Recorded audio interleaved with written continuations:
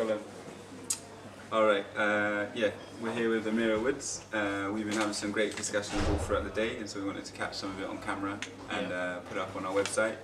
She's going to be speaking on our conference coming up tomorrow on Africom and how Africom is going to be for African people.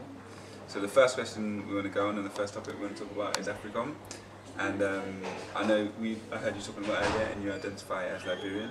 And how do you feel about Liberia being one of the first countries to accept Africom? And what just want you to speak on that, really?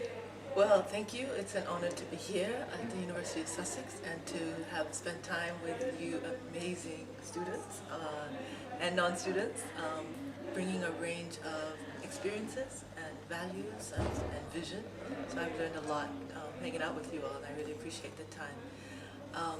When it comes to Africom for many of us is misguided foreign policy from the United States, started under the Bush administration, continuing now under the Obama administration, really to create an opportunity for the U.S. to access oil and other vital resources from Africa, to counter China, and to advance their so-called war on terrorism. In spite of all their language of helping Africans help themselves, we realize that it's really pursuing America's interests, very narrow, short-sighted interests actually, that are primary when it comes to Africa. So as a Liberian, it really is ironic especially when Africom was first announced. You had countries all around the continent. South Africa started it, and South Africa organized the 14-nation-strong SADC region to say, no, we don't want U.S. military expansion, we don't want a U.S. military base, and they stood firm.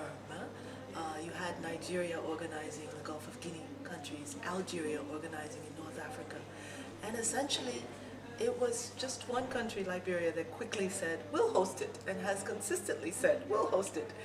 I think when you think about the needs of a country coming out of 26 years of war, issues of sovereignty, which are primary in other countries, often get put to the back burner when I think decisions are being made to help build roads and schools and to bring jobs to the country. Sometimes those short-term needs and short-term interests dominate over the long-term interests of the people or the country or the continent.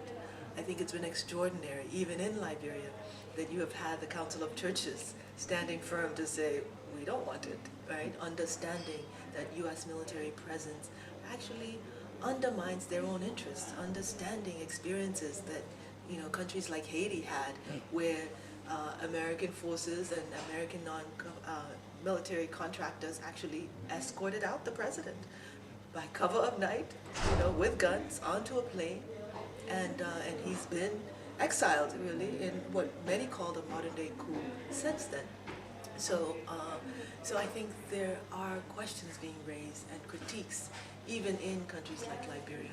But I actually believe that the African resistance has held firm in spite of a lot of pressure from the United States. And this is why the Africom actually had to establish itself in Stuttgart, Germany, as opposed to their earlier intentions, which was to establish on the continent and to have actually several what they call forward operating bases on the continent. Those initial plans have been really subverted because of the pressure of Africans, the resistance of Africans, including those in Liberia. Yeah,